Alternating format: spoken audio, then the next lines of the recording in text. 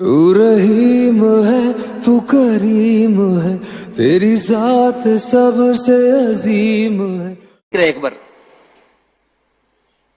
ذکر اکبر اس کو فرمایا.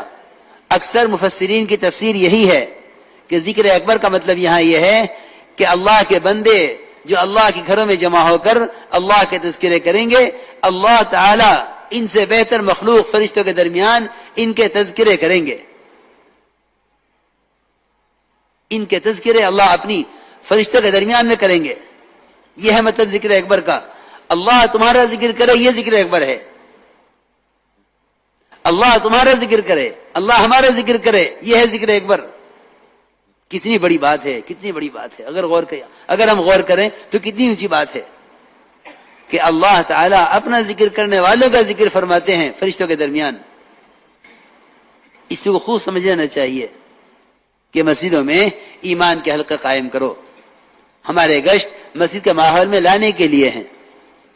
یہ بات بار بار ہم عرض کر رہے کہ ہمارے گشت مسجد کے ماحول میں لانے کے لیے ہیں، کیونکہ صحابہ کی سنت، ان کا طریقہ یہی ہے. ملاقاتوں میں مسجد کے فضائل خوب بیان کیا کرو. ملاقاتوں میں مسجد کے فضائل خوب بیان کیا کرو. حدیث میں آتا ہے کہ جو شخص علم کی ایک بات سیکھنے کے لیے یا دوسروں کو سکھلانے کے لیے مسجد کی طرف قدم اٹھاتا ہے، اللہ تعالیٰ اس کو قدم اٹھانے پر ایک کامل حج کا ثواب عطا فرماتے ہیں. ایک کامل حج کا ثواب. مسیح کی طرف قدم اٹھاوے دین کی ایک بات سیکھنے کے لیے یا دوسروں کو سکھلانے کے لیے تو اللہ تعالیٰ ایک کامل حج کا ثواب عطا فرماتے ہیں. اتنی فضیلت ہے. کیونکہ میرے دوستو عزیزو، اصل میں دلوں کے پلٹنے کی جگہ مسجد ہے. حضور اکرم صلی اللہ علیہ وسلم نے وہ وفد ثقیف جو یہ کہتا تھا کہ اسلام تو لائیں گے، نماز نہیں پڑھیں گے، زکوٰۃ نہیں دیں گے، جہاد نہیں کریں گے، اور ہمارا بت 1 سال تک باقی رہے گا، ہم اس کو توڑیں گے نہیں. اس شرط کے ساتھ اسلام لاتے ہیں. آپ صلی اللہ علیہ وسلم نے ان کو مسجد میں رکھا اور صحابہ سے فرمایا کہ میں نے ان کو مسجد میں اس لیے رکھا ہے تاکہ اعمال مسجد ان کے دلوں کو اسلام کے لیے نرم کر دیں. جب ایک کافر کا دل مسجد کے ماحول سے اسلام کے لیے نرم ہو سکتا ہے، جب ایک کافر کا دل مسجد کے ماحول سے اسلام کے لیے نرم ہو سکتا ہے، تو ایک مسلمان کا دل مسجد کے ماحول سے دین کے لیے تیار کیسے نہیں ہو سکتا؟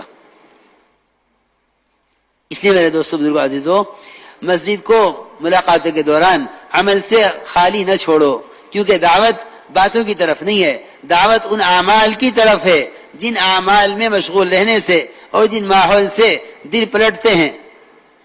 آپ اندازہ کریں طفیل ابن عمر دوسی رضی اللہ تعالیٰ عنہ، وہ جب مکہ مکرمہ آئے تو قریش نے طفیل ابن عمر دوسی کو آپ صلی اللہ علیہ وسلم کی دعوت سے ڈرایا اور یہ کہا کہ طفیل نہ ان کی بات سننا نہ ان سے بات کرنا، اس لیے کہ جو ان کی بات سنتا ہے وہ ان کا ہو جاتا ہے.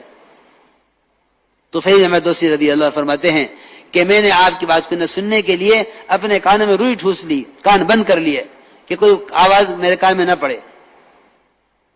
فرماتے ہیں کہ اچھی طرح کان بند کر کے میں مسجد حرام میں داخل ہوا اور میں آپ کی بات سننا بھی نہیں چاہتا تھا، لیکن حرم میں داخل ہوتے ہی میں نے دیکھا کہ آپ صلی اللہ علیہ وسلم کعبے کے پاس نماز پڑھ رہے تھے.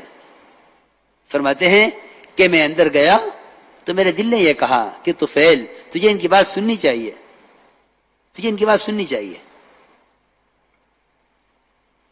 تجھے ان کی بات سننی چاہیے. اچھی ہوگی تو قبول کر لوں گا اور بری ہوگی تو چھوڑ دوں گا. فرماتے ہیں طفیل ابن عمر دوسی رضی اللہ تعالیٰ عنہ کہ میں نے کانوں سے روئی نکالی اور میں نے آپ کا کلام سنا اور اسلام اسی وقت قبول کیا. اور اتنا ہی نہیں بلکہ آپ سے کہا فوراً کہ یا رسول اللہ میری قوم میری بات مانتی ہے، میں اپنی قوم کو جا کر دعوت دوں. اللہ کی شان. جو کانوں میں روئی ٹھوسے ہوئے تھے مسجد سے باہر، انہوں نے مسجد میں آ کر بات سنی اور بات سن کر یہ عرض کیا کہ اپنی قوم کو جا کر دعوت دوں. چند سال میں 80 خاندان قبیلہ دوست کے